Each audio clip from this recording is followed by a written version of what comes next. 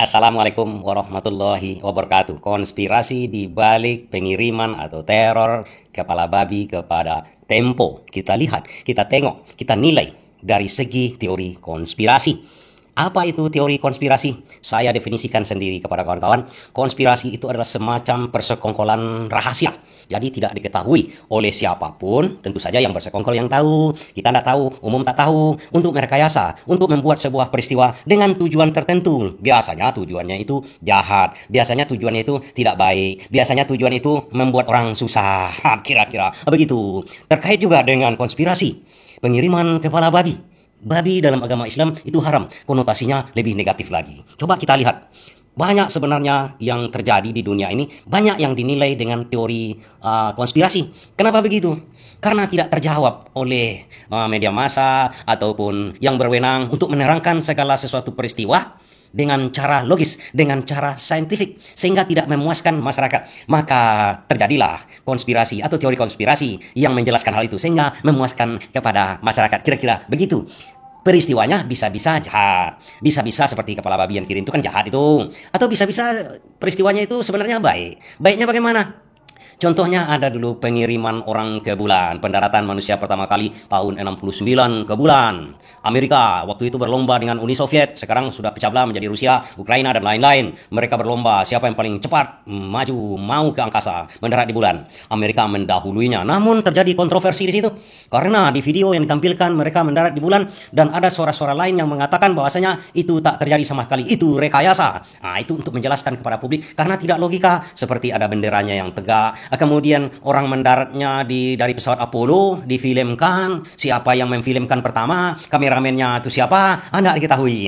Itu, dan ada bayangan-bayangan tertentu yang membuat orang curiga. Ini sebenarnya rekayasa dan penjelasan-penjelasan lain yang masuk akal. Karena keterangannya itu tak logis. Mereka mendarat tahun 69 sampai tahun 2025 ini nggak ada lagi pesawat yang bolak-balik ke sana, ke bulan. Seyogjanya sampai sekarang kalau memakai analogi atau perbandingan teknologi tahun 69 dibandingkan sekarang, tentu saja mungkin sekarang ini sudah bolak-balik orang ke antariksa, bukan antariksa, ke bulan. Ke bulan itu terlalu jauh jaraknya. Kalau ke antariksa di orbit orang sudah bisa karena dekat jaraknya. Kalau kita bayangkan orbit itu cuma dari, kalau bumi adalah bola sepak bola itu hanya kulit tipis bola itu aja sebenarnya orbit bumi itu yang ada. Lepas dari itu tidak ada orbit lagi melalang buana pesawat itu. Kemudian kalau ke bulan itu jauh kali. Jadi kalau lapangan bola itu di sini di kiper yang pertama bumi, di kiper yang sana bulan. Itulah kira-kira perbandingannya sehingga tidak logis. Itu orang mencari yang logis untuk memuaskan dahaga publik. Akhirnya nampaklah teori konspirasi yang menjelaskan hal itu dan itu diragukan. Sampai sekarang masih diragukan. Dan kawan-kawan yang masalah politik juga tahu kan pada waktu dissenting opinion dari MK. Di MK kan terjadi dissenting opinion katanya kan ada hakim yang tak setuju satu putaran Pilpres kemarin. Kan kita mengerti semua dan sangat salut kepada hakim yang 2 atau 3 orang yang melaksanakan sidang tersebut. Mereka memang betul-betul jujur sampai Refli Harun pun salut kepada dia. Tapi apa yang dikemukakan oleh Rocky Gerung membuat kita terduduk semua. Kenapa terduduk semua? Rocky Gerung mengatakan dengan sangat gamblang dengan analisa dia memakai teori konspirasi menurut saya. Menurut Rocky Gerung, jangan-jangan ini hakim yang dissenting opinion ada 3 orang tersebut memang sudah di-style untuk dissenting opinion. Kenapa begitu? Kata Rocky Gerung. Supaya citra MK itu baik. Bahwasanya terjadi proses pengambilan keputusan yang demokratis di situ. Bahwasanya dunia akan memandang MK itu adalah penjaga gerbang konstitusi itu benar adanya. Karena ada majelis yang banyak. Mereka mengambil keputusan secara demokratis. Itulah hasil keputusannya. Apapun hasil keputusannya itu adalah hasil keputusan demokratis. Bukankah warga Indonesia, negara Indonesia ini adalah negara demokratis? Itu kata Rocky Gerung. Jangan-jangan ini terjadi seperti itu. Memang teori-teori kemungkinan itu ada kawan-kawan. Seperti kejadian yang dikatakan oleh Rocky Gerung masalah dissenting opinion itu, jangan-jangan itu permufakatan, persekongkolan rahasia untuk melaksanakan seperti itu. Untuk apa tujuannya? Kita katakan lagi tadi, masalah konspirasi itu ada tujuannya. Orang mendarat di bulan itu karena berlomba-lomba Amerika, dia menyatakan dirinya adalah yang pertama mendarat di bulan. Hebat, hore. Begitu juga dissenting opinion menurut Rocky Gerung ini untuk mencerminkan ke negara luar, ke negara dalam Indonesia, kepada rakyat bahwasanya keputusan itu adalah keputusan yang paling bagus. Keputusan yang paling hebat, keputusan yang paling demokratis sehingga tidak ada lagi gejolak-gejolak yang terjadi. Rocky Gerung memang lihai dalam logika-logika seperti itu. Masuk kita kepada kepala babi ini. Kalau bagi kawan-kawan kita yang suka makan babi, itu enak sekali mungkin kepala babi. Seperti saya suka kepala kambing, mereka suka kepala babi, tapi dikirimkan dalam bentuk mentah. Kata Hasan Nasbi, sebaiknya dimasak saja. Kalau dimasak dengan bumbu yang bagus, mungkin saja bagus hasilnya. Tapi kita pertanyakan lagi dari segi konspirasi. Siapa yang mengirimnya? Itu pertama dulu. Kemudian apa tujuannya? Dan apa yang ingin dicapainya? Itu maksud saya.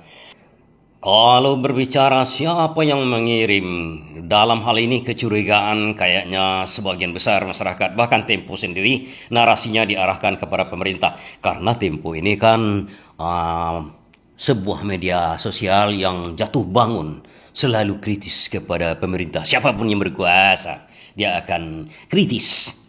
Dan terakhir Tempo membongkar masalah undang-undang TNI segala macam. Itu kita keluarkan dari situ. Memang ke masyarakat menilai ini dari pemerintah ini supaya ada teror-teror, supaya Tempo jangan lagi bersifat kritis. Itulah soalnya mungkin. Tapi kita melihat teori konspirasi hal yang lain lagi. Kita keluar dari cara berpikir seperti yang biasa, seperti Rocky Gerung kita berpikir. Bagaimana cara berpikirnya? Kita lihat dulu. Kalau pengirim itu kan biasa siapa saja. Kita urut dulu satu-satu. Bisa jadi adalah memang dari bagian pemerintah, bagian dari aparat, bagian dari oknum-oknum pemerintah. Kita katakan saja dari pemerintah. Tapi mungkin juga terbertik di kepala kita, bisa-bisa dari Tempo sendiri. Terus dulu kemudian bisa-bisa juga bukan pemerintah, bukan dari Tempo sendiri, ada pihak ketiga, ada masyarakat, ada macam-macam. Oke, kalau seandainya saya ini agak yang paling ekstrim, kenapa saya katakan dari Tempo? Bisa Tempo sendiri yang membuat perkara-perkara seperti ini. Tunggu dulu. Kalau terjadi sebuah kasus kriminal, seorang istri ataupun seorang suami kemudian di rumah itu seorang istri terbunuh di rumahnya. Kemudian dilaporkanlah. Tentu saja suami tidak mungkin membunuh istri kan? Tidak mungkin. Dalam hal yang general umum tidak mungkin. Laporlah suami ini ke aparat kepolisian. Lapor istri saya terbunuh. Oke, terima laporannya. Polisi jangan pikir dia akan cari pembunuh jauh-jauh itu dulu. Dia selidiki dulu suaminya, anak-anaknya, orang-orang terdekatnya dulu kawan-kawan. Itu yang jadi poin nomor 1. Itu ranking pertama yang diselidiki. Itu yang dicurigai oleh polisi dulu. Tanya sama polisi, tanya sama penyidik. Itu yang dicurigai dulu. Kalau istri terbunuh, siapa yang dicurigai pertama? Suami. Kalau suami terbunuh, siapa yang dicurigai pertama? Istri. Jelas di situ kan. Nah, kita bisa juga masuk dari segi persekongkolan rahasia tadi. Bisa-bisa Tempo juga sendiri. Kalau pemerintah mungkin tujuannya itu untuk membungkam Tempo karena kritis. Di situ saja analisa kita dulu. Kalau Tempo sendiri apa tujuannya? Tujuannya apakah seperti saya panjat sosial, saya bikin perkara-perkara sendiri supaya nama saya naik. Kalau Tempo supaya namanya naik, namanya sudah harum, sudah naik, tidak perlu lagi dia pansos. Namun apa yang akan dicapainya itu, ini berkaitan juga mungkin. Tempo ini sudah sedemikian kritisnya memberikan masukan yang baik kepada pemerintah untuk mengkritik pemerintah, tapi tak didengarkannya juga.